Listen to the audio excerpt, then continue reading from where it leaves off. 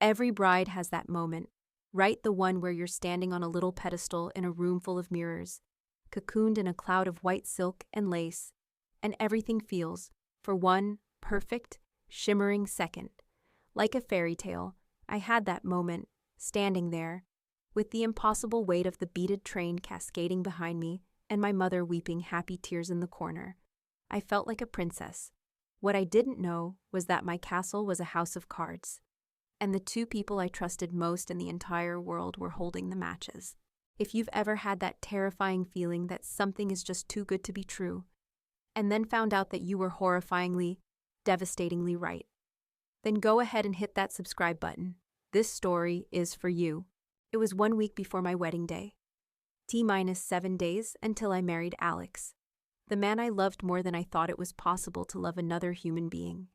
He was my rock, my partner, my best friend. He was a brilliant corporate lawyer, handsome, charming, and the undisputed champion of making me laugh until I couldn't breathe. We had just bought our dream house, a beautiful old Victorian with a sprawling garden we were going to fill with kids and dogs.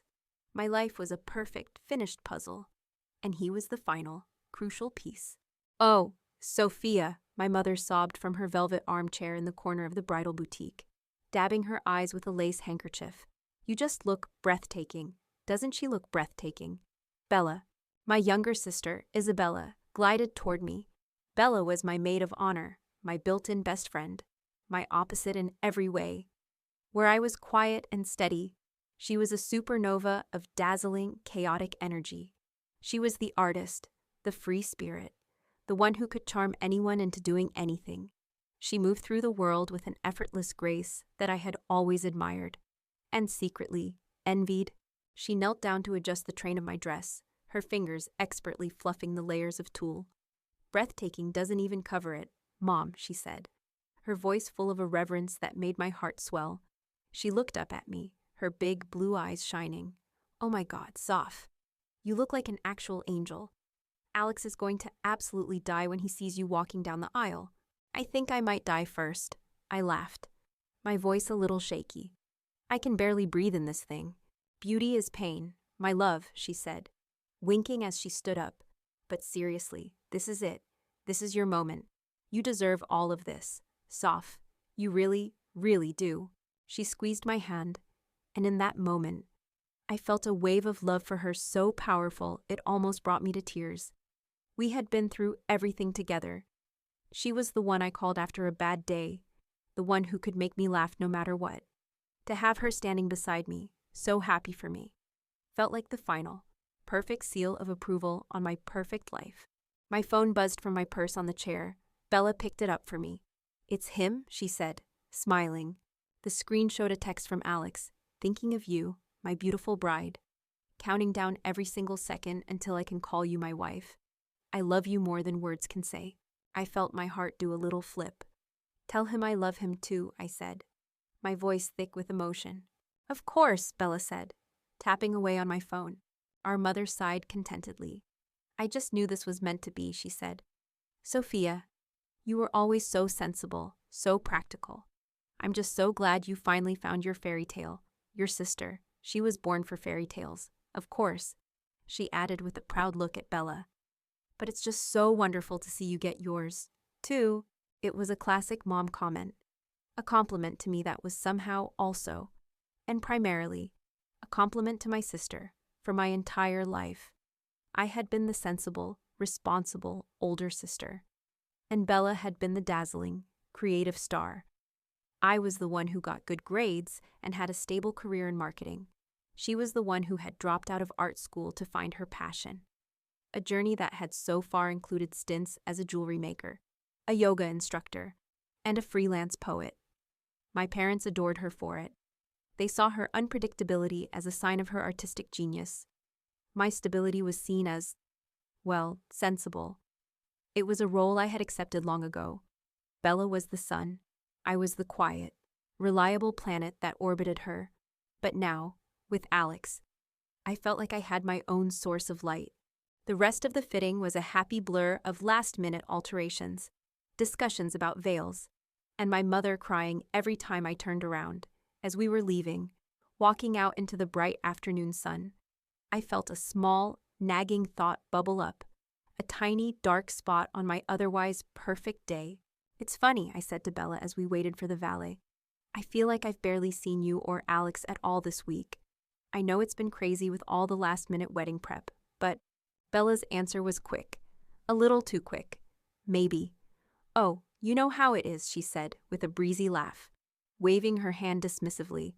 Maid of honor duties are no joke. Alex has been calling me non-stop, asking a million questions about the seating chart, the flowers, the music. He is so stressed out about making everything perfect for you. It's actually really cute. "He's a worrier," I said. Smiling, the explanation made perfect sense. Of course that's what it was. Alex, my thoughtful, perfect Alex, was working with my dedicated, wonderful sister to make sure our day was flawless. The dark spot of unease vanished, replaced by a fresh wave of love for them both. The rest of that day was spent on a cloud. I went home to the beautiful house Alex and I had just closed on. The room's still mostly empty, smelling of fresh paint and new beginnings. I walked through the cavernous living room, imagining where we would put the sofa, the Christmas tree. I walked into the backyard, picturing the swing set we would build one day. Everything was a landscape of happy potential. That evening, I hung my wedding dress, now safely encased in a massive white garment bag, on the back of my bedroom door. It looked like a beautiful, benevolent ghost. I touched the delicate lace through the plastic, a thrill of pure, unadulterated happiness coursing through me. I was so lucky, so blessed. I thought of Alex's text. I thought of Bella's shining, happy eyes in the bridal shop. I thought of the future that was waiting for me, just on the other side of the week. One more week, I whispered to the empty, quiet house. One more week until my real life begins. I had no idea, of course. I had no idea that my real life, the one I had so carefully, so lovingly, so trustingly built, had already ended.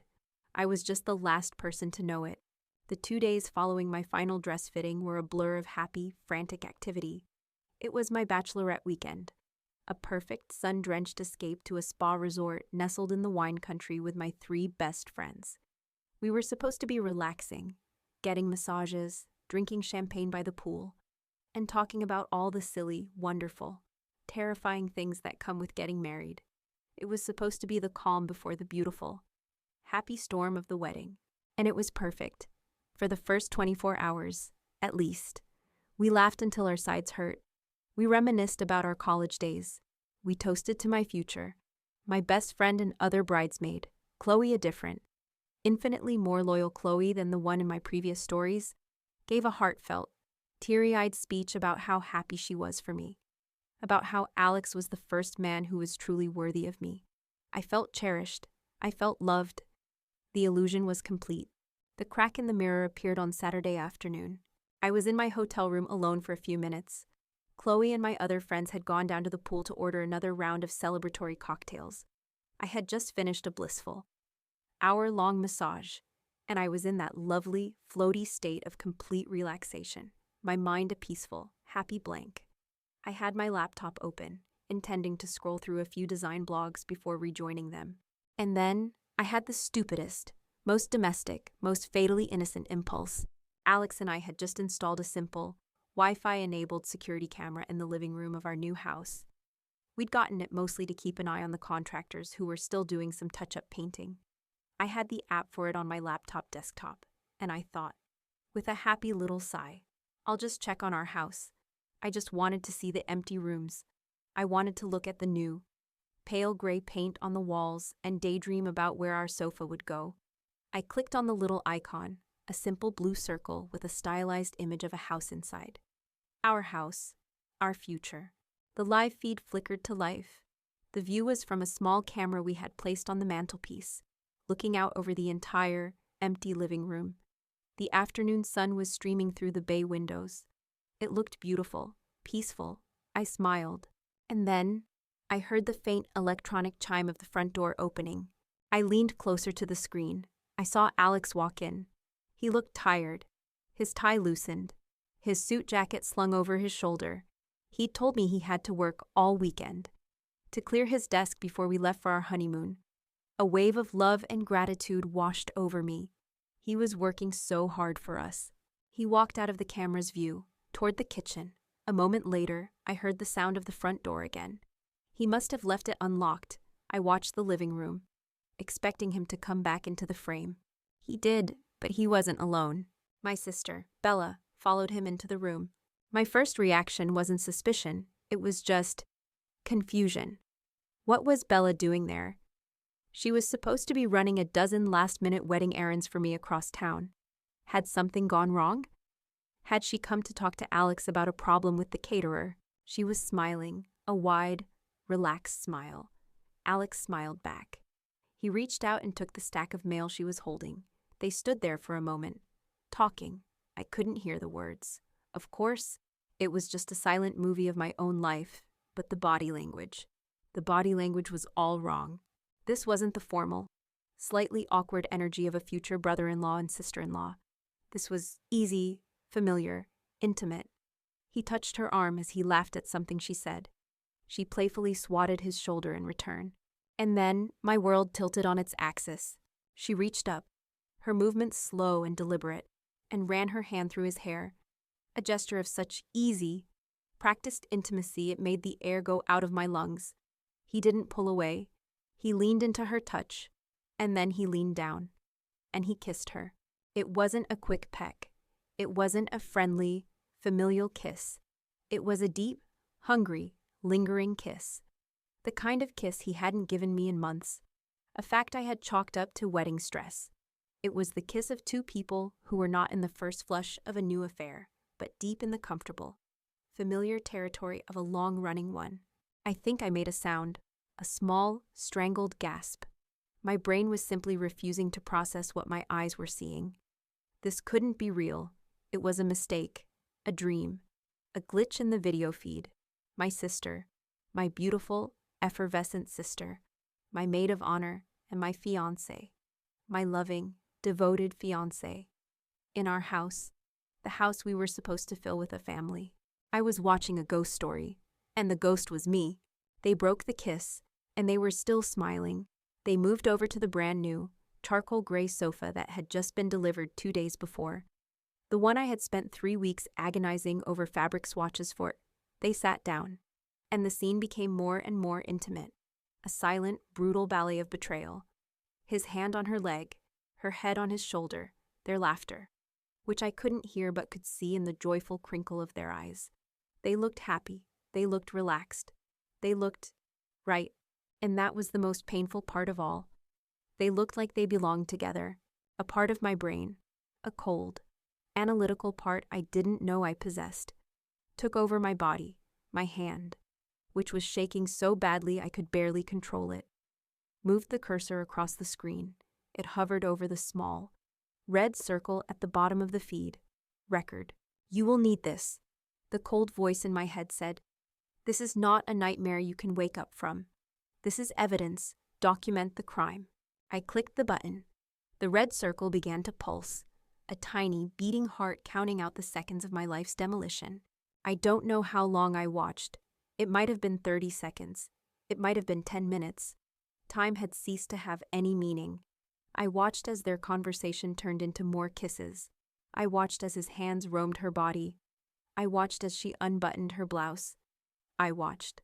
On the sofa I had chosen for our future. As my future was systematically, joyfully, and completely erased, I finally slammed the laptop shut with so much force the plastic creaked. But I couldn't shut out the images. They were seared onto the inside of my eyelids. My sister's face, tilted up in ecstasy. My fiancé's hands, tangled in her hair. In our house, on our sofa, in my life.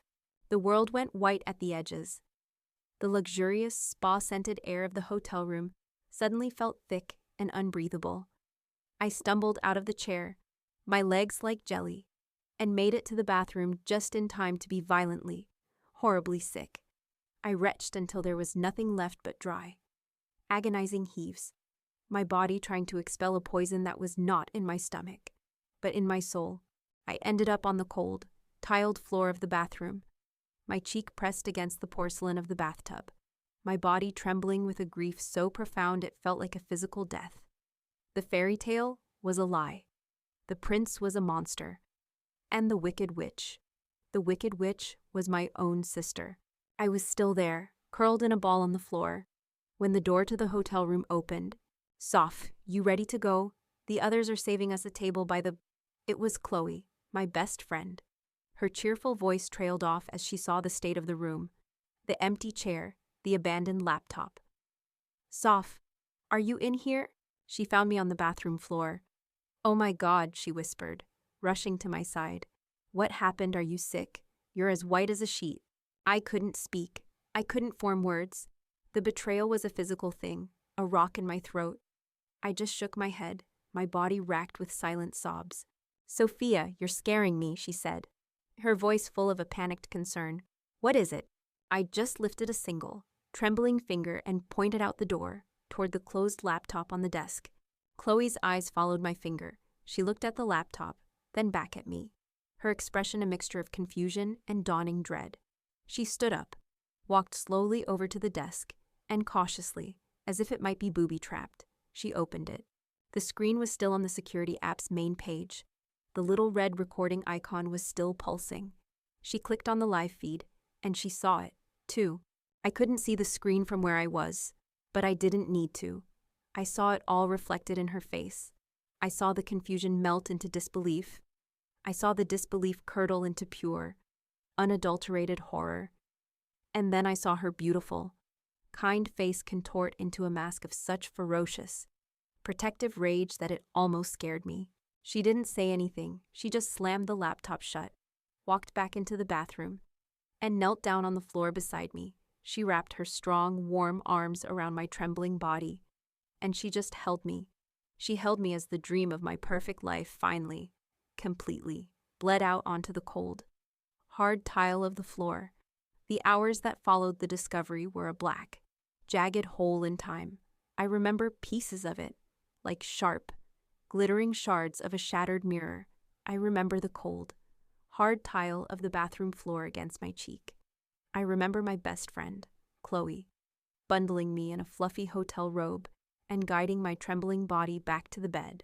I remember her quietly, efficiently, calling our other friends, her voice a low, steady murmur, telling them I had come down with a sudden, violent migraine and that the bachelorette weekend was over. She was my protector, my shield, my crisis manager. She was everything my own sister was supposed to be. The first wave was pure, animal grief, a physical, gut-wrenching agony so profound it felt like every cell in my body was screaming. I sobbed until my throat was raw and my head felt like it was going to split open. I cried for the man I thought I knew, the man I had given my heart to, the future I had so lovingly, so naively, planned. I cried for the sister I had adored, the girl I had shared a room with, the one who held all my childhood secrets. I was mourning two deaths at once, and the loss was a void so vast and so cold. I thought I might fall into it and never find my way out. Then, after the grief had exhausted itself, came the rage. It was a white-hot, volcanic fury unlike anything I had ever felt before.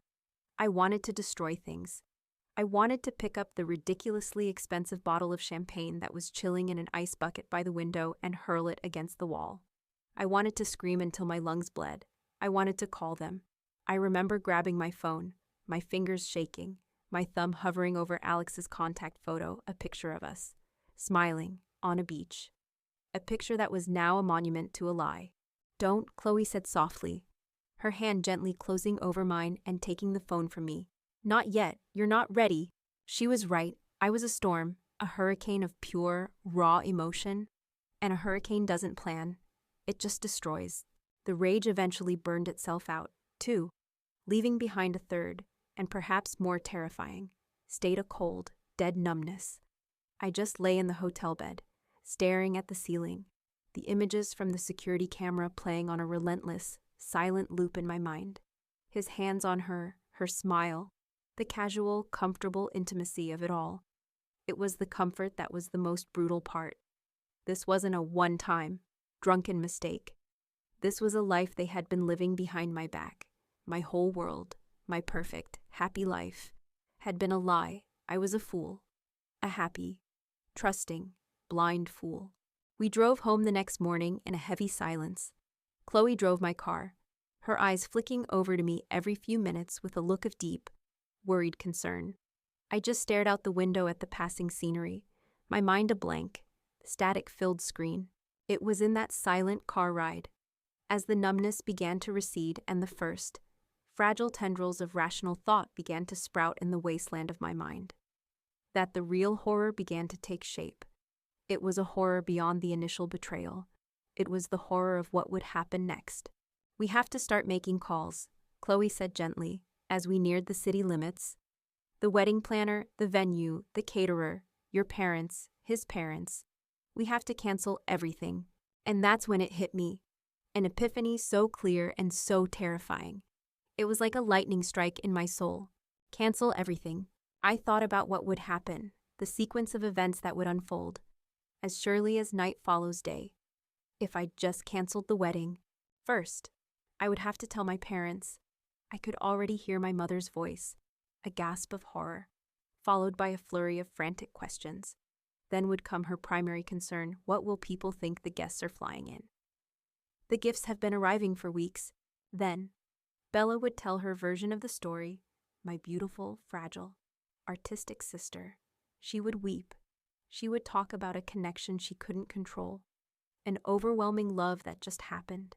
She would paint herself and Alex as the tragic, star-crossed heroes of a forbidden romance. And Alex, my brilliant, charming, lawyer fiancé, would play his part to perfection. He would be the picture of regret and tortured nobility. He would say he never meant to hurt me. He would say he fought his feelings for Bella for months, but their love was just too powerful. He would make it sound like a Greek tragedy, not a cheap, sordid affair. And what would my role be in their little play? I would be the villain, or worse, the crazy, unstable victim. I could hear the narrative they would spin, the story that would be whispered over phone calls and text messages to the entire extended family and all our friends. Sophia just snapped. The pressure of the wedding, you know? She had a complete nervous breakdown. She called the whole thing off. Out of the blue, poor Alex and Bella were left to pick up the pieces. And in their shared grief, they found comfort in each other. It was a tragedy, but look, something beautiful came out of it.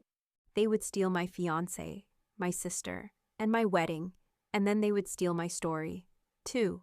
They would take my righteous, justified anger and they would twist it, rebrand it as mental instability. I would not be the wronged party. I would be the crazy ex-fiancé who couldn't handle the pressure. My pain would be their origin story. A cold, reptilian fury began to uncoil in the pit of my stomach. It was a different kind of anger, not the hot, explosive rage of before.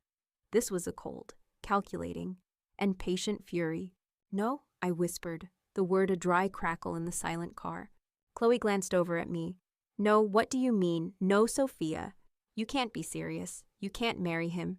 "I have no intention of marrying him," I said, my voice gaining a strange, new strength.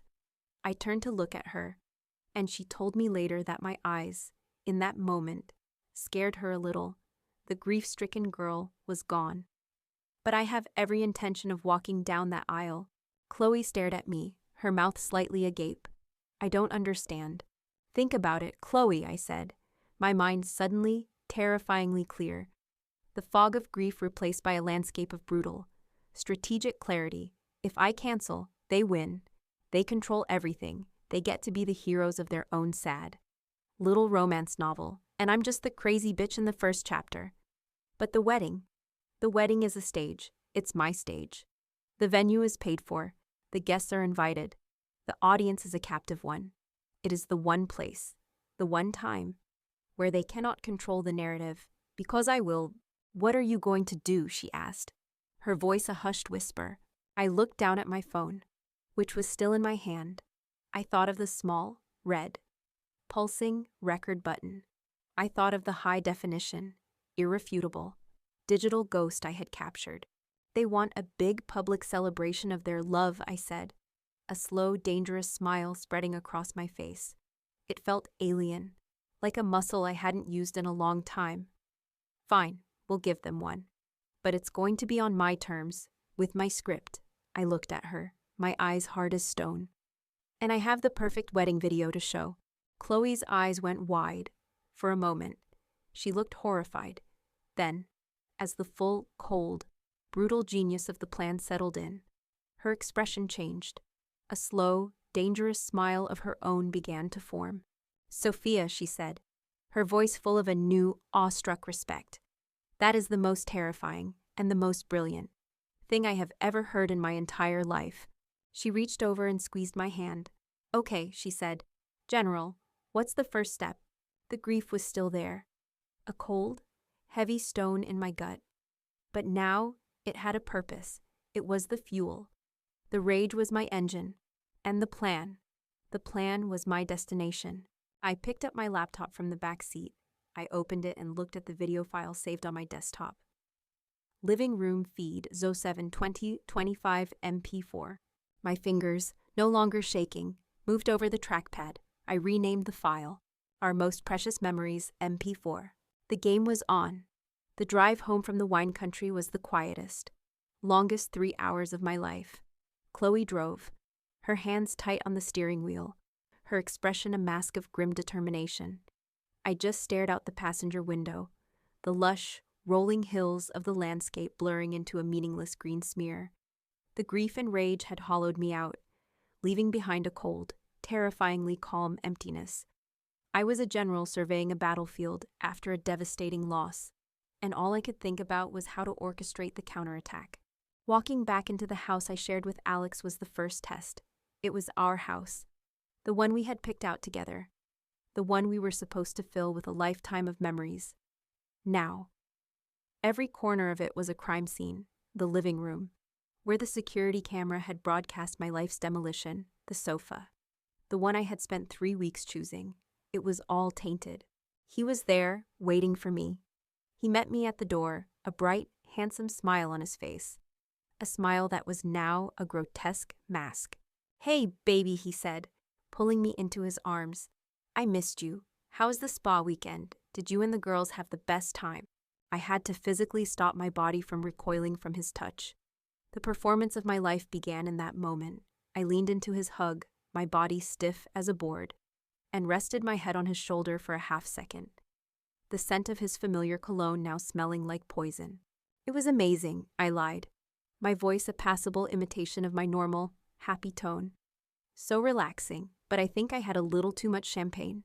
I have a splitting headache and I'm exhausted."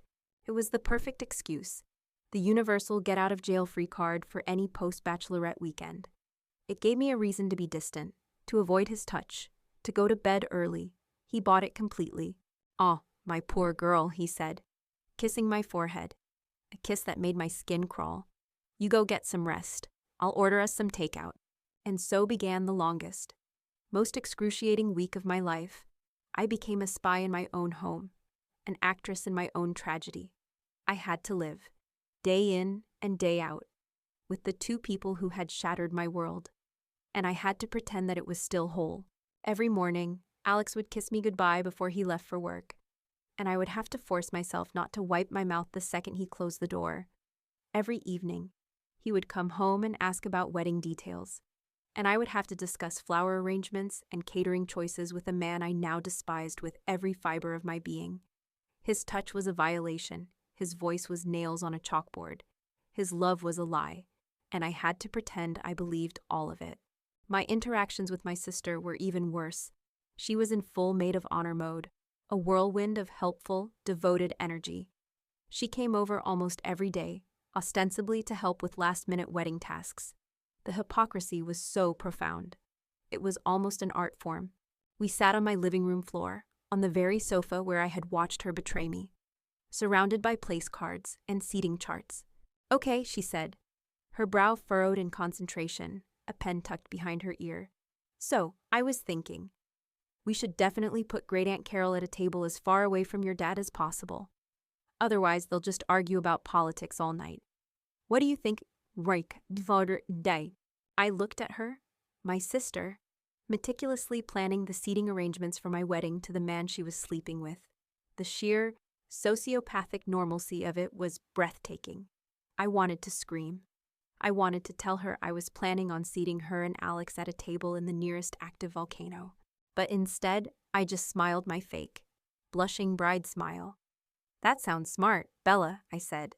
She would ask me questions, her head tilted with a look of sisterly concern. "Are you okay, Soph? You seem a little distant. Is it just wedding jitters?" "Just jitters," I'd lie, my heart a cold, heavy stone in my chest. "I'm just so overwhelmed with everything. I'm so lucky to have you to help me." "Of course," she'd say, squeezing my arm. "That's what sisters are for." The physical toll of this constant, high-stakes performance was brutal. I couldn't eat. Food tasted like ash in my mouth. I couldn't sleep. I would lie awake at night, next to the man who was my fiancé, my body rigid, listening to his steady breathing and fighting the urge to either run screaming from the house or suffocate him with a pillow. I survived on coffee and rage, forcing myself to function, to smile, to play the part. My only lifeline was Chloe, my best friend, my true sister. We communicated in secret, coded text messages like a pair of covert operatives. "Heard the final menu tasting was today," she'd text. "How was it?" My reply, "The salmon was a lie. Am holding position, awaiting extraction on Saturday." Her reply, "Roger that. General, the package is secure. The AV tech has his instructions. All systems are go for 1400 hours. You got this." Her messages were the only thing that kept me sane. They were a reminder that I was not alone, that I was not crazy, that this nightmare had a purpose, and it had an end date. The dress rehearsal for my revenge, and for their wedding, was the rehearsal dinner, the night before the main event. It was held in a private room at an expensive restaurant. Both of our families gathered together. The atmosphere was thick with a celebratory, almost giddy, energy. I sat at the head of the table, a vision in a white cocktail dress, with Alex on one side and my maid of honor, Bella, on the other. Alex's arm was draped possessively around the back of my chair. Bella kept leaning over to whisper helpful, sisterly advice in my ear. I was trapped between them, a lamb being lovingly escorted to its own slaughter. The toast began. Alex's father stood up, a proud, beaming patriarch, and gave a speech about what a perfect addition I was to their family, and how he couldn't have picked a better wife for his son. Then my own father stood up, his eyes misty. "To my two girls," he said, raising his glass and looking at Bella and me, "Sophia, my steady, quiet heart, and Bella, my wild, brilliant spirit, to see you two, standing side by side tomorrow during the most important moment of Sophia's life. It is a father's greatest joy. I am so proud of the women you've become, and the incredible bond you share." The lie of his words, the sheer, cavernous gap between his perception and my reality, was so profound I almost felt dizzy. I just smiled, raised my glass, and took a sip of champagne that tasted like poison. It was during that dinner that I saw it for the first time. I had been so consumed by my own grief and rage. I had been watching them as individual traitors, but as I sat there, observing them, I saw it, a look. It happened when my father was giving his speech. A quick, almost imperceptible glance passed between Alex and Bella when they thought no one was watching. It wasn't a look of lust or secret passion. It was a look of shared conspiracy, of mutual understanding, of victory. They thought they had gotten away with it. They thought their secret was safe. They were just one day away from having everything they wanted, with no consequences. They were looking at each other not as lovers, but as partners in crime. And in their eyes, I saw the reflection of their shared belief that I was a fool, and that they had won. That look was all I needed. It was the final confirmation, the last bit of fuel for the fire. Any lingering, microscopic shred of doubt I had about my plan vanished in that moment. What I was about to do was not just an act of a scorned woman, it was an act of justice. I went home that night, to my childhood bedroom at my parents' house. As was tradition, my dress, the beautiful, innocent ghost, was hanging on the door. I lay in my childhood bed, the same bed where I had whispered secrets to my sister late at night, and I stared into the darkness. There was a soft knock on the door. It was Bella. "Hey," she whispered, poking her head in. "You still awake?" "Yeah," I said, my voice thick. She came in and sat on the edge of my bed. "Can't sleep?" she asked, her voice full of a fake, sisterly sympathy. "Me neither. I am just so excited for you, for both of you." She squeezed my foot through the comforter. "Tomorrow is going to be the most perfect day of your life. I promise." She leaned over and gave me a hug. A final, Judas kiss. "I love you, Soph," she whispered. I had to use every ounce of my self-control not to recoil from her touch. I just lay there, my body rigid, and waited for her to leave. "I love you too, Bella," I lied. After she closed the door, I lay in the dark, my heart a cold, steady, and powerful drum. The blushing bride was dead. The grieving victim was gone. The woman lying in that bed was a soldier. On the eve of a battle she had no intention of losing. I just had to survive the night. I just had to wait for the dawn. The morning of my wedding day dawned bright and clear, a perfect, painfully beautiful summer day. In my childhood bedroom at my parents' house, the air was a frantic, perfumed whirlwind of activity. Hairstylists, makeup artists, and a flock of fluttering bridesmaids buzzed around, their excited chatter a constant, high-pitched hum. My mother was weeping with joy every 15 minutes, on schedule. Through it all, I was the calm, still center of the storm. I sat in a chair, a silk robe draped over my shoulders, and let them work on me. My expression a carefully constructed mask of serene, bridal bliss. They saw a nervous, excited bride-to-be. They had no idea they were looking at a general on the morning of a meticulously planned invasion. Every spritz of hairspray felt like battle polish. Every brush of blush felt like applying war paint. Bella, my sister, my maid of honor, my Judas, was magnificent in her role. She was a vision of supportive sisterhood, fluffing my dress, holding my hand, and telling me how beautiful I looked. Her performance was flawless. "Are you ready for this?" she whispered, her voice full of a conspiratorial excitement as she helped me with my pearl earrings. "Your entire life is about to begin. Soph." I looked at her reflection in the mirror, at her bright, shining, treacherous eyes. A slow, cold smile touched my lips. "Yes," I said, my voice a quiet promise. "It certainly is." The drive to the church was a surreal, out-of-body experience. I sat beside my father in the back of a vintage Rolls-Royce, the scent of lilies from my bouquet filling the car. He was beaming, so proud to be giving away his sensible daughter in such a spectacular fashion. "He's a good man, Sophia," my father said, patting my hand. "Alex, a real winner. He'll take good care of you." "I know," I said. The church was a grand, historic cathedral, a place of soaring stone arches and stained glass windows that cast jewel-toned light onto the pews. It was filled to capacity. 200 guests, a sea of expectant, smiling faces, all turned to witness the beautiful, perfect love story of Sophia and Alex. They were about to get a show, but not the one they were expecting. The heavy wooden doors at the back of the church swung open, the organ swelled, the first triumphant notes of the bridal chorus echoing through the cavernous space, and I began my walk. My father's arm was linked through mine, but I didn't lean on him. I walked with a slow, steady, deliberate pace. This wasn't a nervous bride's shuffle. This was a soldier's march. With every step down that long, flower-lined aisle, I felt my resolve harden. Left foot for the lies, right foot for the betrayal, left for the gaslighting, right for my own broken heart. I saw their faces as I walked, my friends, smiling and weeping, Alex's parents, looking so proud.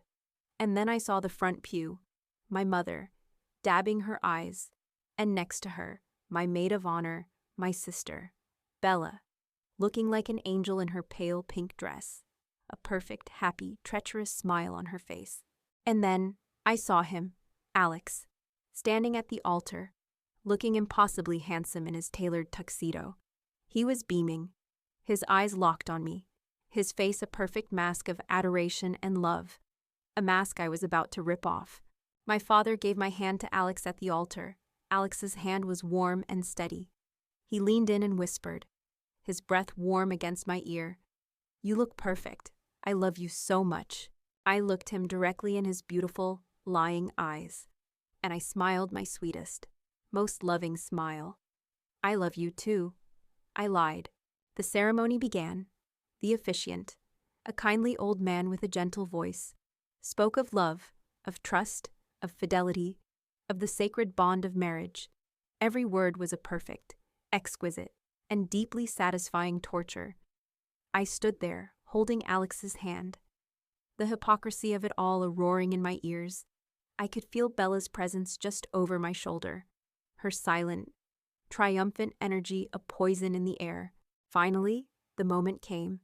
And now, the officiant said, smiling at us, Sophia and Alex have chosen to share their own vows with us.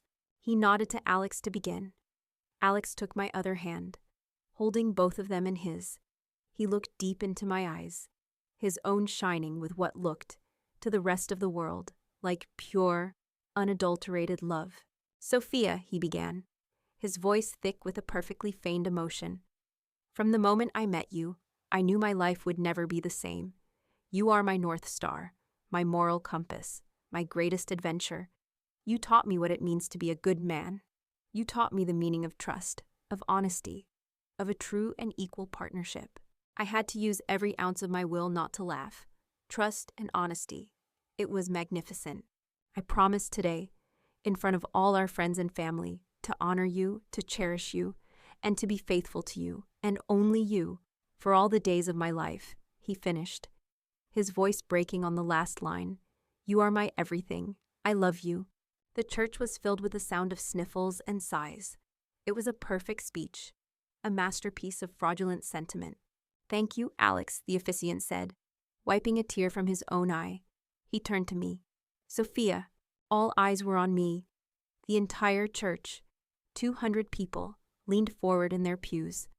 Alex was watching me, his face full of a loving, proud expectation. Bella was smiling her happy, tearful smile just behind him.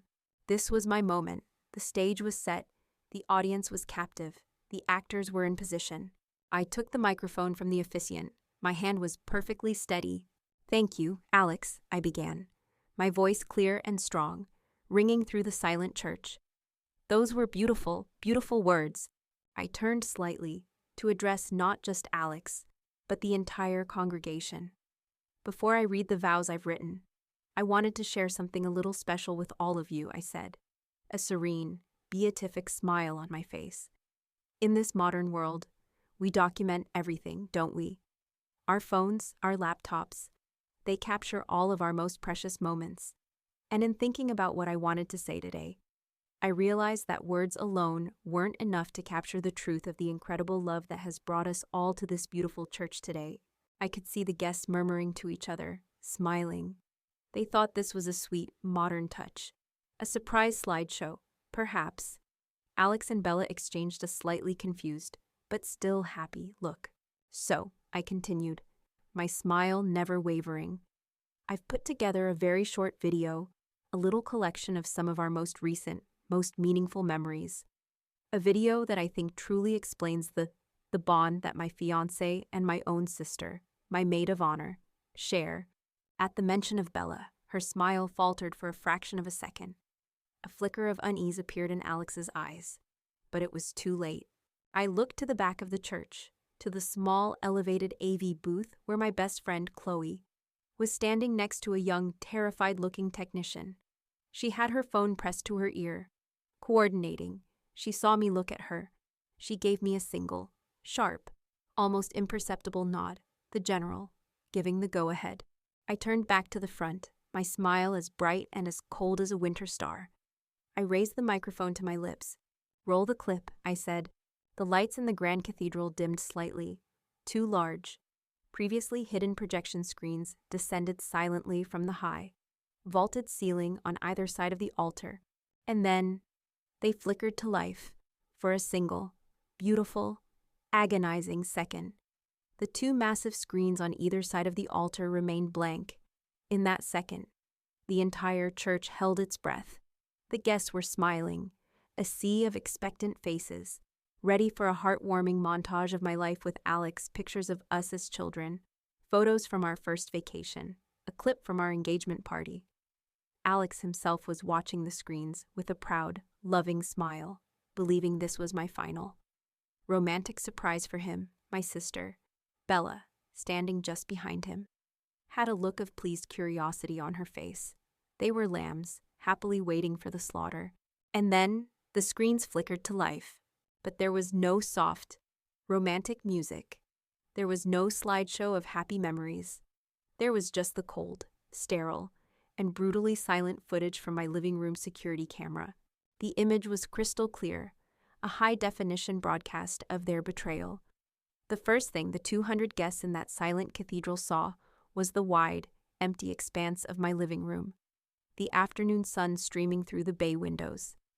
Then, they saw my fiancé, Alex, walk in, followed moments later by my sister, my maid of honor, Bella. A low, confused murmur rippled through the pews. This wasn't a wedding video. What was this? I didn't watch the screens. I didn't need to. The images were seared into my soul.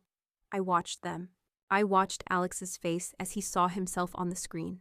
His proud, loving smile froze, then began to crumble. His eyes widened, his brain struggling to process the impossible image. He looked from the screen, to me, and back again. A look of dawning, sickening horror on his face. I watched Bella. Her curious smile vanished, replaced by a mask of pure, unadulterated panic. Her hand flew to her mouth, her knuckles white. She took a half step back, as if she could physically escape the image of herself that was now being broadcast to the entire world. On the screens, the silent movie of their affair continued. The 200 guests watched as Alex and Bella stood in my living room, their body language intimate and familiar. They watched as Bella reached up and ran her hand through Alex's hair. They watched as he leaned down and kissed her. A collective, audible gasp went through the church. It was a sound of 200 people's illusions shattering at once. The confused murmuring turned into horrified whispers. I could see people turning to each other, their faces masks of shock and disbelief. I watched my parents in the front row. My mother's face had gone a pale, waxy white. Her hand was clutching her pearls, her mouth hanging open in a silent scream. My father looked like he had been physically struck, his face a thundercloud of rage and humiliation. They weren't just watching their future son-in-law cheat. They were watching their golden child, their perfect, dazzling Bella, be exposed as a homewrecker in the most public, most spectacular way imaginable. On the screens, the betrayal deepened. The kiss turned into a passionate embrace. They moved to the sofa. My sofa. The silent footage was more damning than any accusation I could have ever made. It was cold, hard, irrefutable proof. At the altar, Alex had turned to me, his face a ruin of panic and desperation. "Sophia, stop this," he hissed, his voice a strangled whisper, grabbing for my arm. "Turn it off, please." I pulled my arm away from his touch as if he were on fire. I looked him directly in his terrified, guilty eyes, and I gave him a smile. It was not a happy smile. It was the smile of a general watching her enemy's fortress crumble to dust. "Why, Alex?" I asked, my voice still calm, but loud enough for the microphone to pick it up, broadcasting my words to the entire, silent church. "Don't you want everyone to see the truth of our love, the honesty and fidelity you just promised me?" The video continued, reaching its sordid, undeniable climax. There were screams of horror from the pews now. I saw Alex's mother burst into tears, his father burying his face in his hands. And then, I looked at Bella. She was no longer watching the screen. She was staring at me, her face a mess of tears and mascara, her expression one of pure, unadulterated hatred. The mask was gone. The beautiful, artistic, free spirit had vanished. All that was left was the ugly, spoiled, and deeply selfish child underneath. The video ended. The screens went black. The silence that followed was a living, breathing monster. It was the silence of a public execution. I turned back to face the congregation. I raised the microphone to my lips one last time. "As you can see," I began, my voice clear and steady, ringing with a power I had never known I possessed. "There will not be a wedding today. I looked at Alex, who was staring at me, his face a mask of utter devastation. It seems my fiancé was a little confused about which sister he was supposed to be faithful to. Then I looked at my sister, my beautiful, treacherous maid of honor. And it seems my maid of honor was a little confused about the meaning of the word honor. I let the words land, a final, brutal 1-2 punch. I want to thank you all for coming, I said to the stunned crowd. I know this isn't the wedding you were expecting, but I felt you all deserved to see the truth.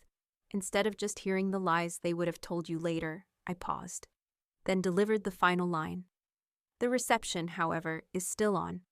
All $200,000 of it has been paid for, by me, so please, go, eat, drink, and celebrate my newfound freedom. And then I did the last thing any of them expected. I did not cry. I did not scream. I did not collapse. I looked at the man who was supposed to be my husband, and the woman who was supposed to be my sister, and I felt nothing but a vast, empty, and liberating pity. I turned my back on them. I turned my back on the altar, on the efficient, on the entire, shattered illusion of my old life, and I began to walk. I walked, alone, back down that long, flower-lined aisle. My head was held high. My back was straight. The train of my beautiful, expensive wedding dress trailed behind me like the ghost of the woman I used to be. The 200 guests parted for me as I walked, their faces a sea of shock, pity, and a dawning, awestruck respect. I didn't look at any of them. I just kept walking, one steady step at a time, toward the massive, open doors at the back of the church, toward the bright, beautiful, and unknown future that was waiting for me. I walked out of that cathedral and into the sunshine, leaving the ruins of their lives, and of mine, behind me. I had walked in a victim. I was walking out a survivor. The fairy tale was over, but my real life, a life built on my own terms, on my own strength, and on my own unbreakable truth, had just, finally, begun. So, for anyone out there who has been betrayed, who has been made to feel small, who has had their story stolen from them, remember this. You are the author of your own life, and you always have the power to write a new ending, a better one.